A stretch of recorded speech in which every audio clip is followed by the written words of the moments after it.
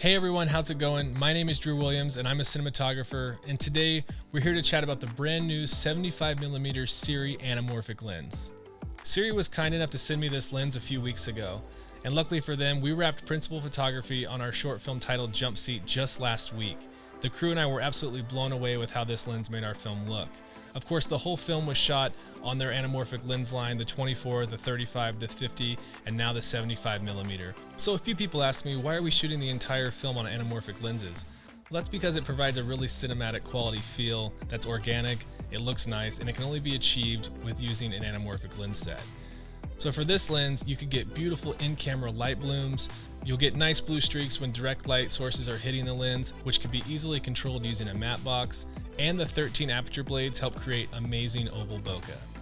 So from an APS-C sensor standpoint, the 24mm lens has a 68.8 degree field of view, the 35mm has a 49.81 degree field of view, the 50mm has a 36.96 degree field of view, and the 75mm lens has a 23.6 degree field of view, which is a little bit more narrow, obviously because of the longer focal length. So in the box, you'll receive the 75mm anamorphic lens, the front lens cap, the rear lens cap, the lens pouch, and of course the instruction manual. So it's a 75mm f1.8 anamorphic lens with a 1.33 times horizontal aspect ratio. It can later be de-squeezed to a 2.4:1 aspect ratio, which is what you're seeing right now. The SIRUI anamorphic lens line is designed to work with micro Four Thirds cameras and APS-C censored cameras that shoot standard 16:9 video. So there are many different mount options for different mirrorless cameras.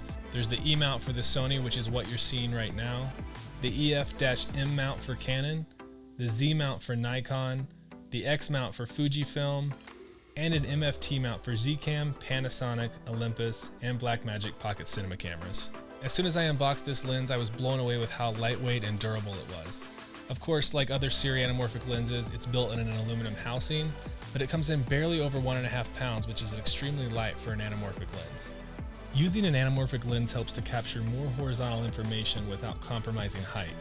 This front element actually compresses the longer dimension image, which allows it to fit in your sensor space. When you de-squeeze this in post-production, you get a very nice cinematic feel to your video. Since we have a longer focal length at 75mm, the depth of field is nice and shallow, and it's one of my favorite parts of shooting on this lens.